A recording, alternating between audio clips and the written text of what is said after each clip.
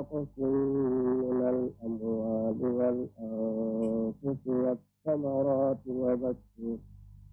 وبشر الصابرين الذين إذا أصابتهم مصيبة قالوا إنا لله وإنا إليه راجعون إنكم بشيء من الخوف والجوع ونقص من الأموال والأنفس والثمرات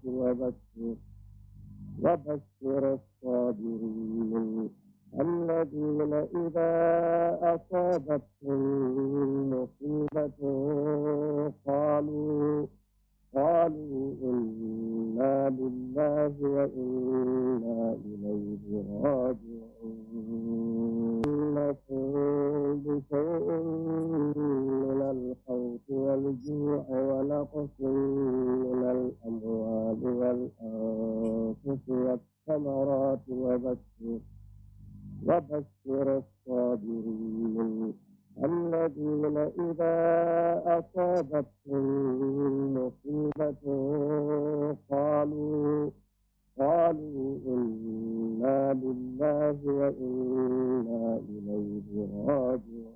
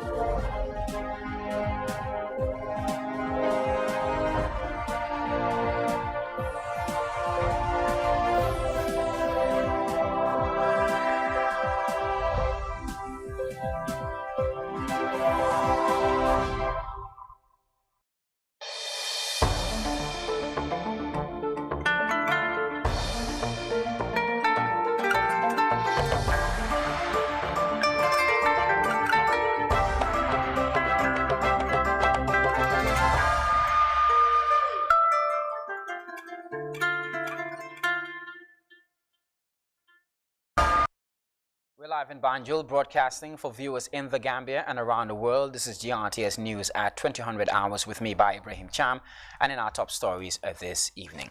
President Barrow visits several rice projects, including rice fields and disaster hotspots in the Upper River region, to assess the impact of the recent rains and on families and communities as part of his annual leave.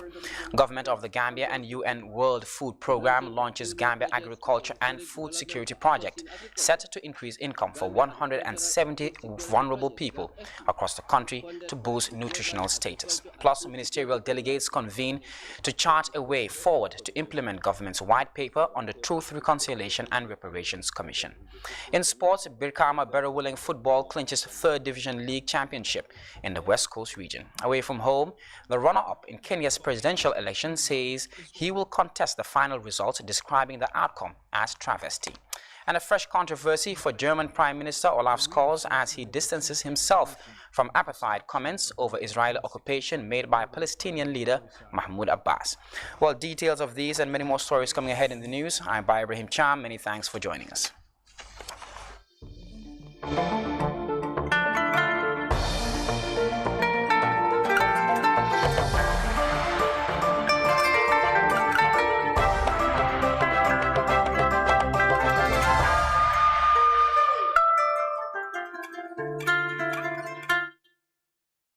It's great to have you here. We begin with the President, His Excellency Adama Barrow, who takes time off his leave to visit several project sites, rice fields and disaster hotspots in the Upper River region, as he assesses progress of the works and the impact of the recent rains on families and communities. The President was accompanied by Lady Sergeant Mbalo Barrow. Mohamed Jala has the details of that story.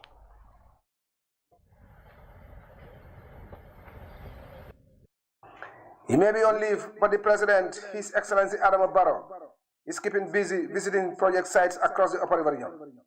The Mankabankunda Health Center is one of a number of health facilities currently under construction, and with nearly 8 months into the project, works are ongoing at a steady pace. The President went on a conducted tour of the project, which is expected to be completed by next month, giving contractors a tight deadline to hand over the facility as agreed. The President then proceeded to Bagadaji, accompanied by Lady Sergeant Barrow and the Governor of the Upper River region, Samba Ba, to inspect rice fields currently under cultivation. Recent events in Eastern Europe has affected food supply chains across the world, and countries are scampering to mitigate its effects on domestic food markets, which have seen a rise in prices. Alhaji Bubu Drame is one of the farmers working to increase rice production to meet domestic needs. Faced with this situation, he believes Gambians must commit to large-scale agricultural production to overcome the soaring prices of food. The President agreed with this assessment, wondering how a continent of more than 1 billion people depends on Ukraine for its food needs. The solution, President Barrow argues, is to revert back to the land. We have a lot of projects, and those projects are here to support the Gambian people. So I think realistically, if we want to develop this country, we have to prioritize agriculture. I've been saying it so many times. I think I will say it again. Let us prioritize agriculture to develop our country so that we will be food self-sufficient. I think that is very important and that is key. Things are also looking promising in Sotuma Samba, where this 200-hectare rice field owned by the villagers is under cultivation. According to Musa Jao, the Village Development Committee chairman, over 200 people work on this vast field, supported by the Ministry of Agriculture. It has been 2 years of rice cultivation in this field, and the results, according to him, have been positive, as most villages are now self-sufficient in rice. He however lamented the poor construction of the dikes, which do not meet standards of providing adequate water to the fields, even during this rainy season. He appealed to the authorities to look into these issues, as they would want to engage in year-round cultivation of rice. The President also visited a 5-hectare rice field belonging to the Infantry Battalion in Basse. Warrant Officer Class 2 Yankuba Koli is the field commander, working with his men and women to cultivate rice. Their exploits have been widely acclaimed by the community, as they have transformed this once barren field into a profitable rice venture. Even the Commander-in-Chief was impressed with these soldiers, heaping praise on the commander and his men and women, and promised to provide them with a tractor and other support. The extraordinary hard work, commitment, and discipline shown by these soldiers, President Barrow added, will inspire other formations within the Gambia Armed Forces to venture into food cultivation to enhance national food security. We are really proud of you, and we are encouraged by the local community that our soldiers are doing a very, very good job here. And whatever you are doing, you are complementing our efforts. I think we will encourage all Gambians. This will be it will be aired on GRTS, so that they will see our men in uniform who are here to secure this country. But not only security alone, but food security for that matter. The President then drove to the Basse Market, which has reopened business after its reconstruction following a devastating fire. With the structures all complete, work is now focused on making concrete pavements of the roads leading to and outside the market. The President walked through the streets of Basse, stopping at one of the most critical waterways in this provincial town. Its construction and upkeep is seen as indispensable in preventing flooding in Basse. Elsewhere, President Barrow was briefed by the Governor on the aftermath of the flash floods that inundated several areas in Basse and Girobakunda. The floods have been attributed to the lack of a functional drainage system that blocked waterways. After careful inspection and discussion with the Governor and officials, the President gave directives that there be urgent remedial actions to construct drains to allow free flow of water. President Barrow also assured victims that government will treat the situation with the urgency it deserves, whilst expressing regret with their plight. Next up on his visit was another health center under construction in Tumanna. Like the other one in Mankabankunda, this facility is running on a tight deadline, as the President urged contractors to expedite works. This is the first health facility ever constructed in Tumanna, and its completion is seen as a major achievement for the Barrow administration, which has placed much priority on health care. Now we have been agreed with the World Bank to do the furniture for us on all the equipments. They have agreed. Now the procurement is on, for them to furnish the entire health facilities that we have constructed. So far we have 5. That is health centers, and we have 20-something other ones, other health facilities also. And World Bank have also approved other 2 major hospitals, one for Basse. We have decided to bring one in Basse. That will be about 200 beds. There will be 2 in number. One will go around West Coast, Brikama. That's what we are targeting. The president then took to the new road, setting his sights on Fatoto. But his motorcade was forced to make an unannounced stop in Sudwar, where excited villagers mobbed his car. He then proceeded to the new bridge, which connects Kantora and Sandu on the easternmost part of the country. After a brief stop where he greeted elders and walked through the bridge to the other bank, President Barrow expressed satisfaction with its condition, but was concerned about the impact of the rains on the approaches to the bridge itself. After a long drive through Sandu and Wuli, the tour ended at the Samba Juma Bridge in Basse. President Barrow was pleased with the outcome, hailing it as a great opportunity to reconnect with the people of the Upper River region. Momodu Jallow, GRCS News. Meanwhile, local community leaders have commended President Barrow for his government's intervention in enhancing food security and healthcare in the Upper River region. Our regional correspondent, Seydou Kamara, sounded public opinion on the ground and now reports. This regional field visit took the Gambian leader and delegates to various government project sites to get first-hand information on the progress and condition of intervention areas, starting with a new health facility in Mankamankunda under construction. The president was taken on a conducted tour of the facility, and after the tour, the first family planted trees at the premises of the new health center. The Bagadaji rice field was the president's next destination, where the Gambian leader assessed the impact of the rice value chain transformation project. The chief of Jimara, Kaniman Sane, and Ajajarai Jagana commended President Barrow for taking time to visit the rice field and urged officials to expand the rice padding space for more cultivation. We have a project at Kosemari also, which is on, that is the irrigation rice production, and another at Sotima Fulbe, that is Sotima Sambakoi, that is also in progress. So the combination of all these rice fields together should help a lot for the farmers of Jimara district. Yeah. To expand the area for cultivation, because we have many rice fields here. And also not only to cultivate rice, but trees as well, fruit trees, yeah, trees. To cultivate them also would help a lot. And even vegetables as well. All these 3 sectors should be encouraged. Peter Baldwin, a retired agriculturist and the regional rice value chain transformation projects in the region, Ansumana Sisi, respectively hailed the Gambian leader for his foresight in visiting the rice field to understand their challenges. The Sotima Samba rice field have a massive potential to galvanize food security with a capacity to feed the entire region. Government is spending a lot of resources importing rice, so we need to grow our own rice and then to be food security.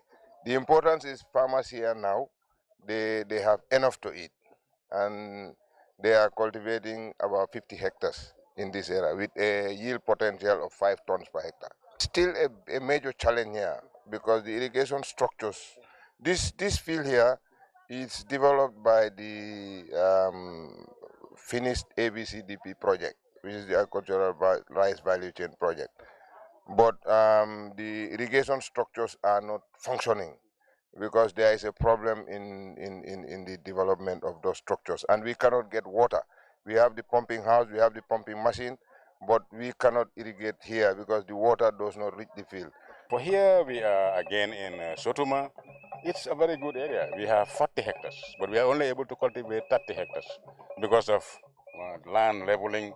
This site was developed by the ABCD project, but the land development is yet to be improved, and the canals.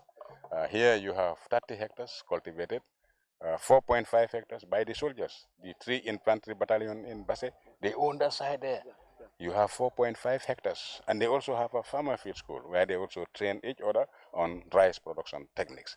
So we are really working with them to see how we can improve the land and go in for rain-fed and dry season production. Access to land that is improved.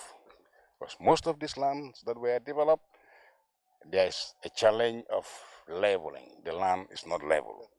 Two, when we want to do plowing on time, the availability of tractors is a challenge. Of recent, my project supported with power tillers, but on harrow and dry plowing is always a challenge with the power tiller. So we need a tractor to do the plowing and harrowing, then the power tillers will come, soften the land, and then extend the land so that we can increase production and productivity. The Minister of Agriculture, Dr. Demba Sabali, acknowledged existing challenges facing rice paddy fields and assured farmers of government support to provide solution to the problem at the end of the rainy season. Of course, there are some challenges on this field. The goal is to have an all year round production. However, there are some technical issues here that has led to only rainy season production. So after this season, our engineers and the project that was responsible for fixing this field will be brought back here. We must get to a level where we do all year round production. That is the only way we can feed our nation. As a country, we normally import about 5 to 6 million bags of rice, which is 70 million US dollars. That means even URR alone, if they cultivate 26,000 hectares and a hectare produces nearly 4 to 5 tons, URR alone is capable of producing over 5 million bags. So the potential for URR alone to produce enough rice for Gambia does exist. So it's a matter of investing and being serious about everybody getting back to the land and encouraging investors for mega farms. His Excellency Adama Barrow commended the soldiers for their contribution to allied food insecurity in the country and expressed satisfaction with ongoing programs in the Gambia, which he hailed as landmark development achievements for his government. Saidu Kamara, reporting for Jatas News from Basse Upper River Region. Still on the executive, the Vice President, Dr. Badara Diouf, who presided over the launch of two major agricultural projects in Kololi, the Gambia Agriculture and Food Security Project and Gambia Inclusive Resilient Agriculture Value Chain Development Project, worth $56 million are both funded by the World Bank and Global Agriculture and Food Security Program. The initiatives, which seek to increase the incomes of 170,000 vulnerable people, including farmers, food processors, and school children, is earmarked to improve food and nutrition security and promote the development of an inclusive, resilient, and competitive agricultural value chain, focusing on smallholder farmers. Usman Mani reports. The launching of two new projects is a historic development for actors in agriculture. Gambia Agricultural and Food Security Project, GAF-SP, is funded by the Global Agriculture and Food Security Program at a tune of $16 million under the financial supervision of the African Development Bank, while the Gambia Inclusive, Resilient, and Agricultural Value Chain Development Project, GIRAF, is sponsored by the World Bank worth $40 million.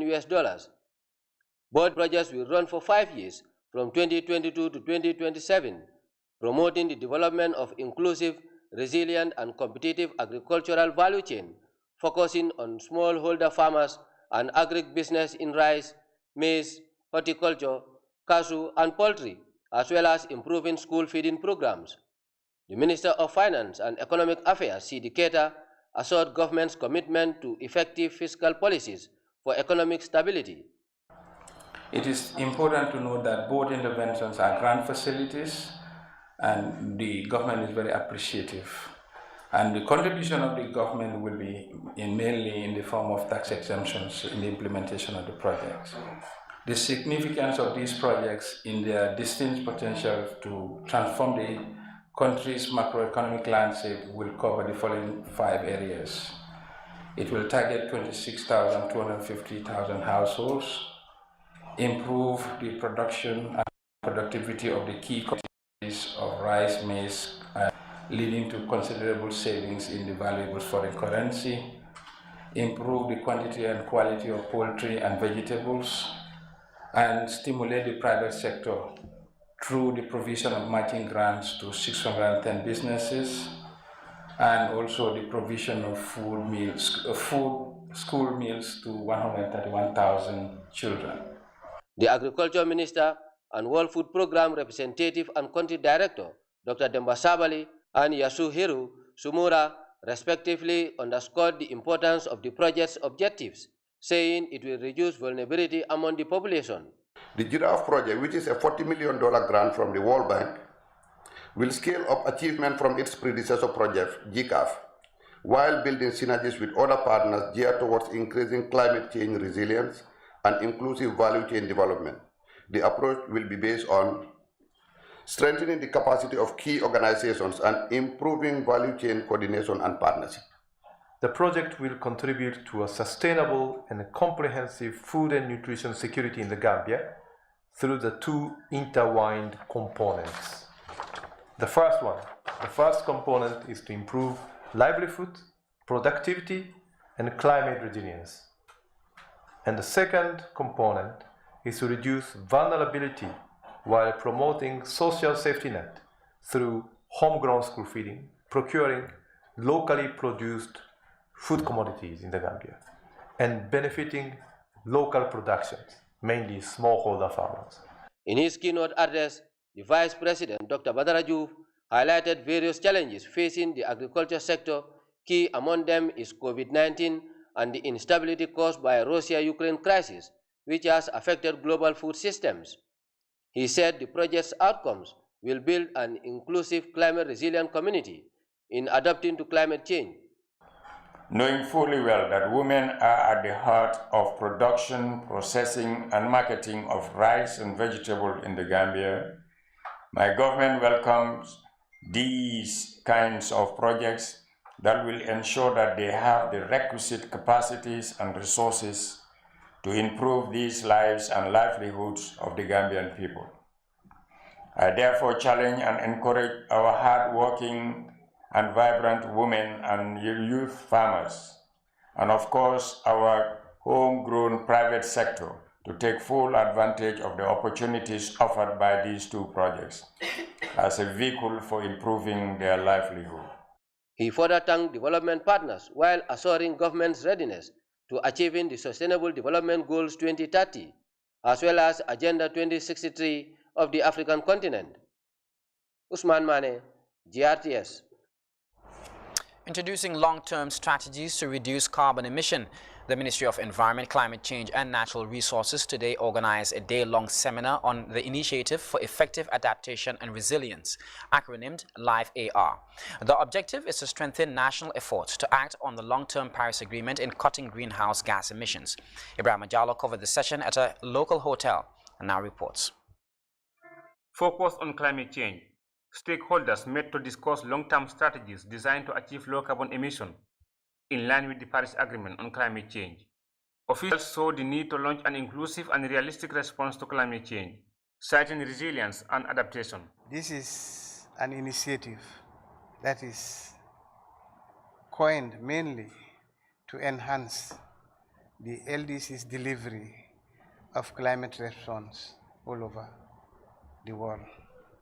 It has come about because there have been numerous problems in terms of climate change response all over. Gambia is responsible for 0.01% of greenhouse gas emissions in the world. I mean, that's a fact. But because of the nature of the Gambia, we are affected by effects of climate change.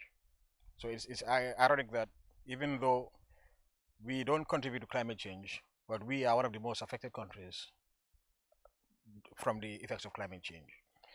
Access to finance is said to be a crucial component in the implementation of these climate response strategies. Julde Cisse is the Deputy Permanent Secretary at the Ministry of Finance and Economic Affairs. She welcomed the initiative for effective and timely climate action in the Gambia. This is a step in the right direction.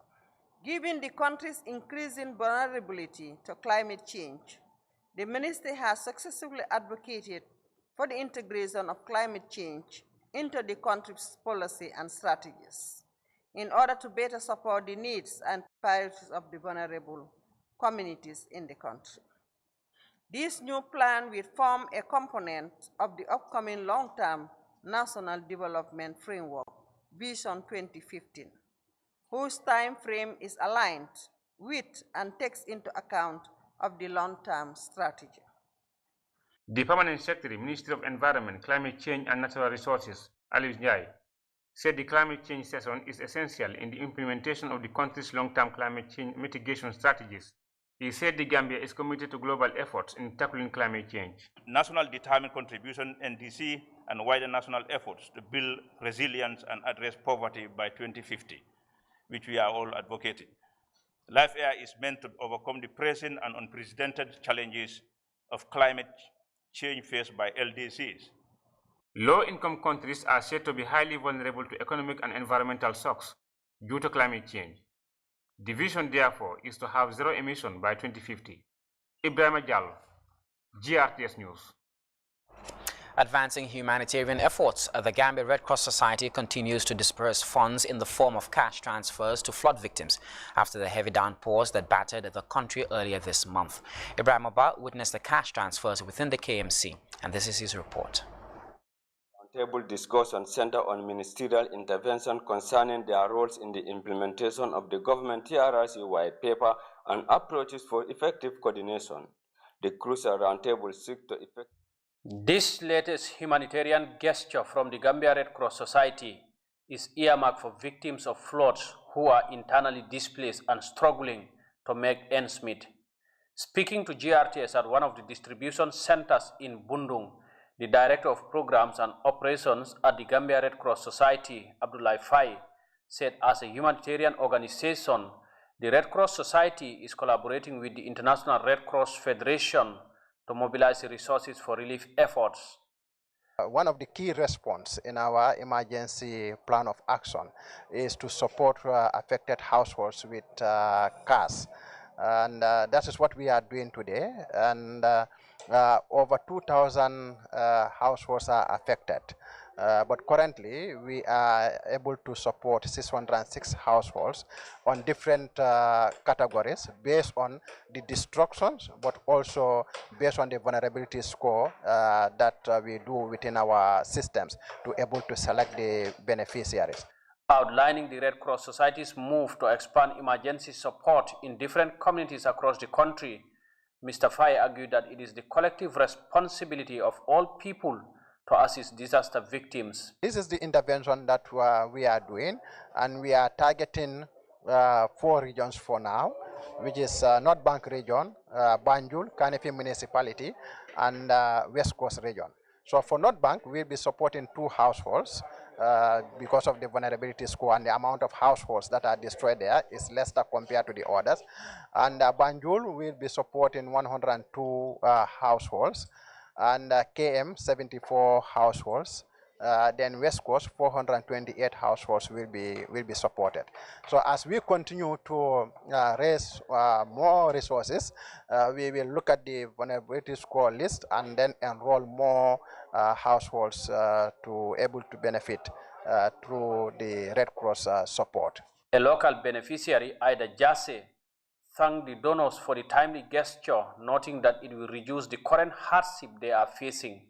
If you are helped by a person, you cannot tell them anything except to thank them. We are also praying for your continued efforts and praying to God for the good work you are doing to continue.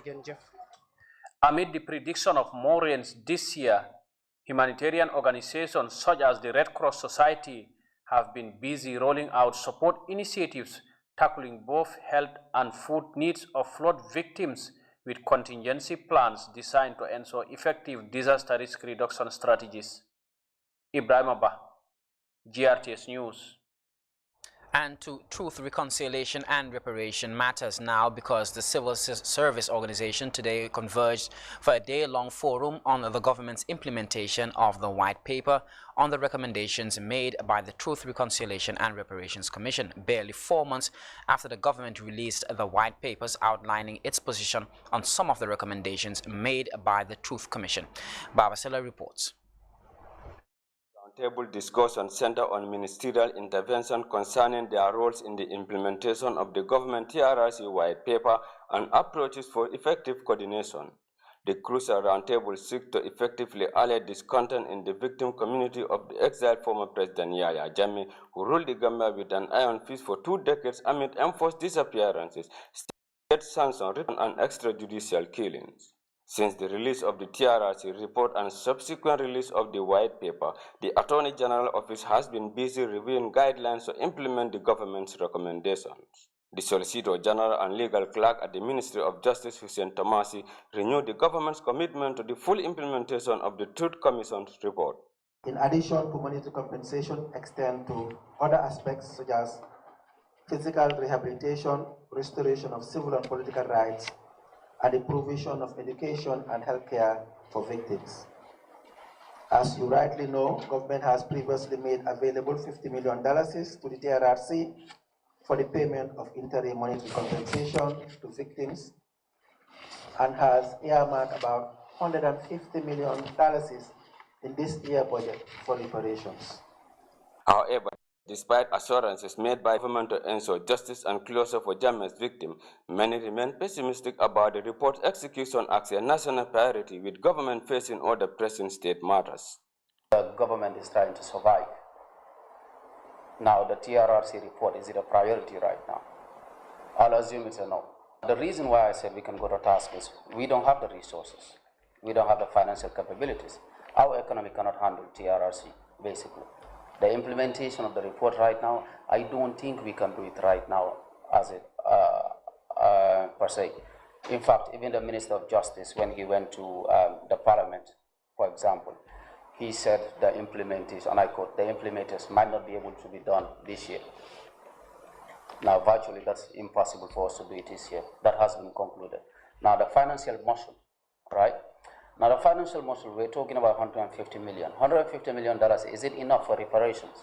Sheriff Gijera, the chairman of the Victim Center and prominent human rights lawyer and executive director of the Institute for Human Rights and Development in Africa, GESO, asked for recommendation on the Commission's report that chart a way to ensure justice for victims and their families.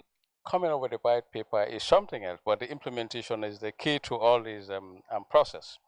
So we expect that we will further consolidate the collaborative mechanisms that are already in place between the Victims-Led Association and the Ministry of Justice. Recently, we have a meeting with the Minister himself. We, the Victim Center, are working with the Ministry of Justice on an MOU. We are going to establish an MOU. That is going to set the rules of our engagement. The government is yet to give any information as to what they are doing with those remains. And also the solo standing remains also need to be given back to the family for a befitting burial. And also the remaining, the enforced disappeared, we need to know their whereabouts, the fate of the victims. The victims need closure in that aspect. And security sector reform has been quite sluggish. We need to see more commitment, more effort, a more methodical approach towards that reform agenda. If you look at the TRRC report, particularly the recommendations, you would see it is quite heavy on prosecutions, as in the TRRC recommending that certain people, majority of them listed in the report, should be brought to justice, accountability, to end impunity, making sure they're prosecuted. Of course, that's laudable, but not easy, in the sense there is a lot to do. A lot we need to take care of first before we can even talk about arresting anybody for prosecutions. In the first place, there is the problem of Section 24 of our Constitution, the principle of legality, as in saying you cannot create a criminal law statute, as in come up with an offense, and of course having it backdated. Time the Gambia did not have a law criminalizing torture. We still don't have a law criminalizing torture. And if you also look at the TRRC report, enforced disappearances is talked about a lot. So if we didn't have a law criminalizing torture, we still don't have a law criminalizing torture or enforced disappearances. What's the way out? I think that is something we really need to sort out. Since former President Yahya Jammeh's exile in 2017, there have been renewed calls for his deportation and prosecution for crimes committed during his 2 decades in power, amid the perceived hurdle in the willingness of his host country to secure his return to face justice. Bawa Sila, GRTS. Officials of Food Safety and Quality Authority on Wednesday had a sensitization forum with the fisher folks in the Greater Banjul area on the dangers of using harmful chemicals such as the sniper insecticide allegedly used on fish and fish products. Kajatu Jallo has more. Following the confirmation of the use of sniper insecticide by fishing community in processing fish has informed the ban on the use of sniper insecticide. Food Safety and Quality Authority official Yankuba Fati explains. Samples were collected from various places, which include Tanje and other landing sites, and include the market also. When these samples were collected, they were sent to the lab for analysis. And when the analysis was done, it was found out that it was confirmed that yes, this insecticide is definitely been used on this smoked fish.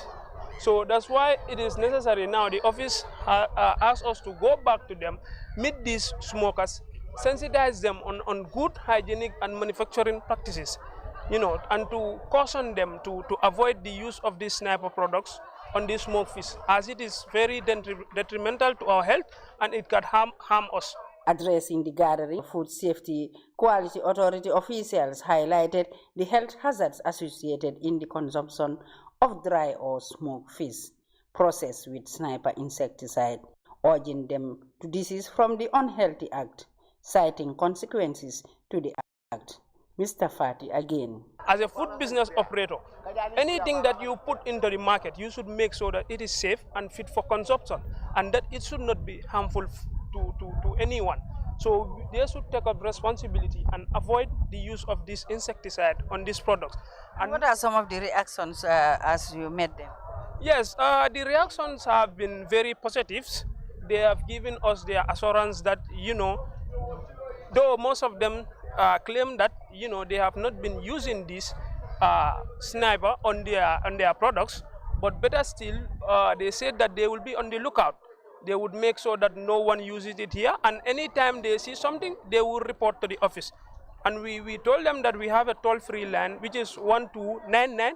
Anytime they see something that is not in line with food safety requirements, they can always call the office and we will respond to them. There is a penalty, that is a fine of $200,000. That is the fine, or 3 years imprisonment. Actors in the fish value chain and fisheries official at Tanje landing site spoke on the need for quality fish and fish products. Sidia Drame renewed their commitment to support Food Safety and Quality Authority to report anyone found wanting, whilst urging those using sniper insecticides to desist from the act. The sensitization forum, according to officials, will be replicated in other fish landing sites across the country. Khadijatu Jallo reporting for GRTS News. We take our first break now. Sports news is up next. Do stay.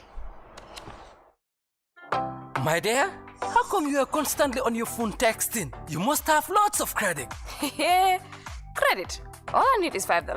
With the after-sale SMS Express service, you can send 250 SMSs for $5 only. All you need to do is send SUB to 7050 for $5 only, and you can benefit from 250 SMSs valid for 7 days and enjoy texting.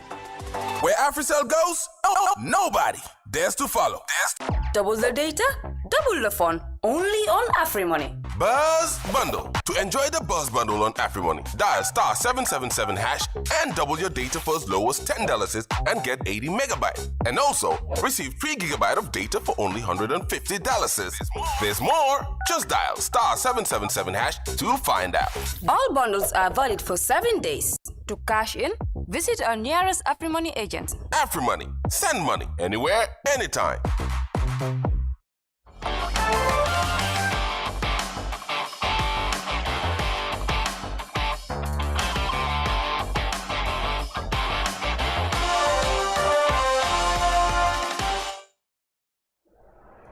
Welcome back. And to sports now. Berowilling Football Club, which has been crowned champions of the West Coast region's 3rd Division League.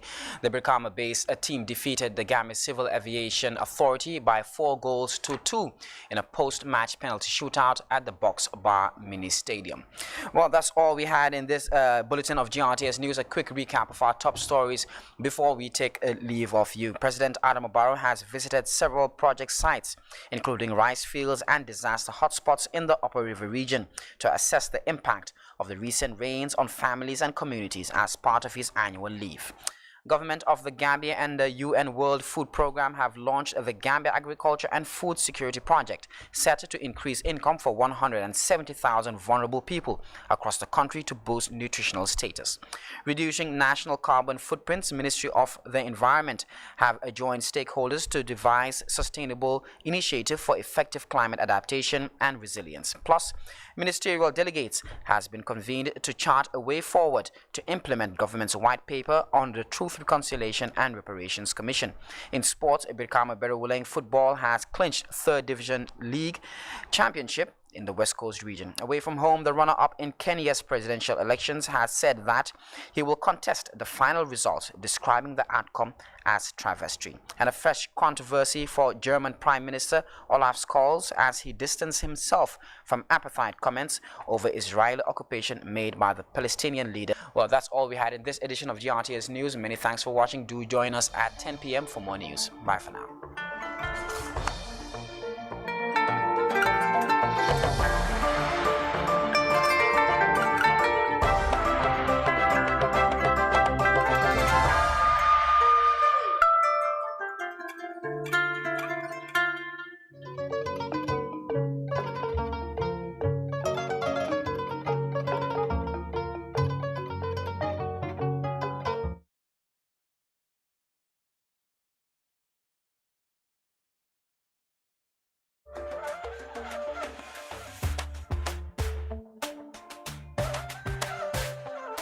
In a country always thirsty for more, a team of superheroes with special powers unite to redefine the way we are connected.